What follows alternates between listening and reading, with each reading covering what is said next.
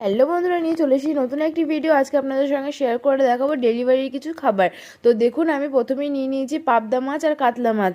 আমি এবার হালকা করে কাতলা মাছগুলো খুব একটা ডিপ ফ্রাই করবো না, কারণ যারা খাবে তারা ডিপ ফ্রাই খায় না, সেই জন্য আমি হালকা করে ফ্রাই করে নিচ্ছি। আর পাবদা মাছটা কাকিমা ভেজে দিচ্ছি। সত্যি কথা বলতে আমি পাবদা মাছ ভাজতে পারি না, কেন পাবদা মাছ তেল দেওয়ার পর প্রচণ্ড ফুটফাট করে, সেই জন্য আমি ভাজতে পারি না।